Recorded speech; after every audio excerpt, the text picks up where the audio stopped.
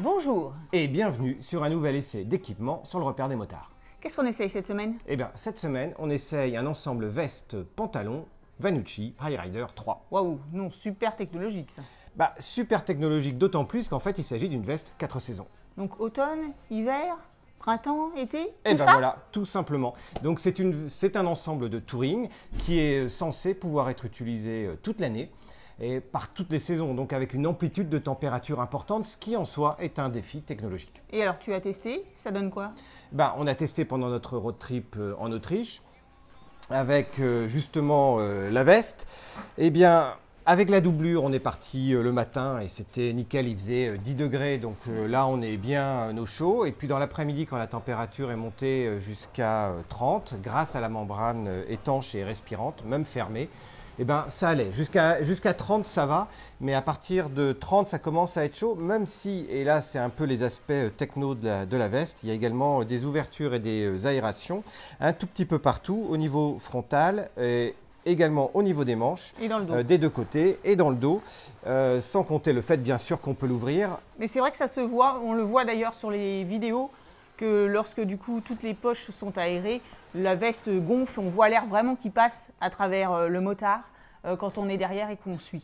Et pourtant, quand il fait froid, la veste est ici doublée en fait avec une espèce d'élastane qui peut même rentrer jusque dans le gant. Donc il n'y a pas de vent qui peut rentrer, ce qui est souvent le cas par la manche. Donc ça, c'est un point essentiel. Et quand il fait froid, on a une doublure également avec un petit rabat frontal qui permet en fait d'éviter que le vent passe à travers la fermeture éclair. Donc ça c'est bien fait, ce qui permet vraiment d'avoir cet effet 4 saisons entre guillemets.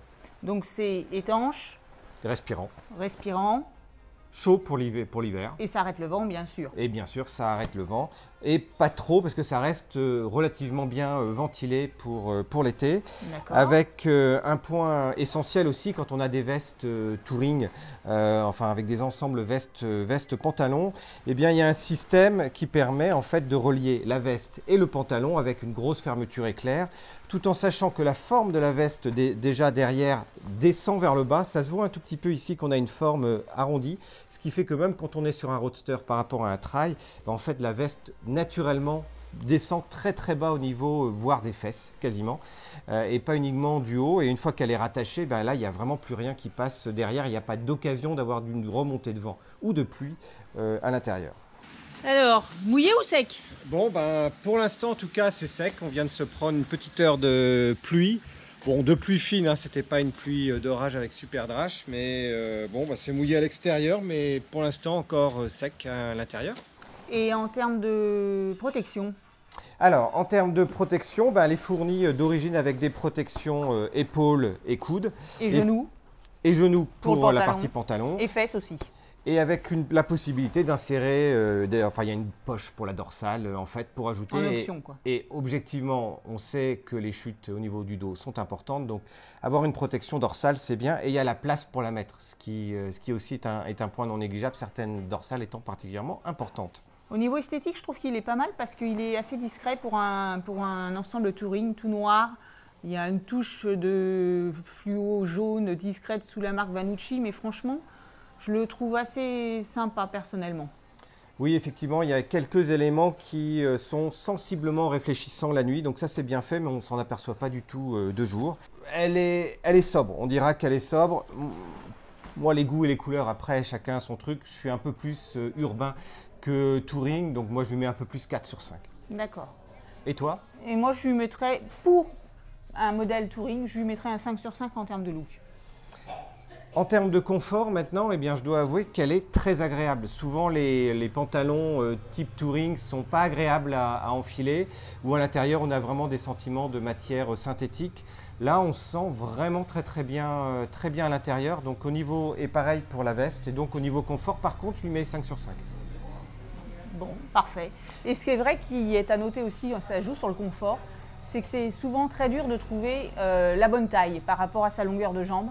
Et là, Louis a très bien fait les choses puisque du coup, on a plusieurs tailles possibles, c'est-à-dire des tailles standards et une taille aussi pour jambes longues ou jambes courtes.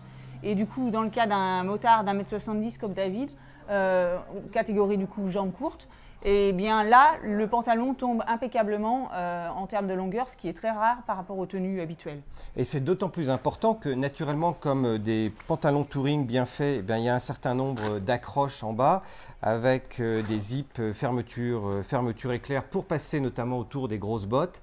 Et qu'à partir du moment où on est trop long, bah, enfin, ça devient on vraiment... peut pas faire d'ourlet, là, Ouais, non, on y a ne peut rien pas à faire faire. d'ourlet là-dessus, ça devient complètement n'importe quoi.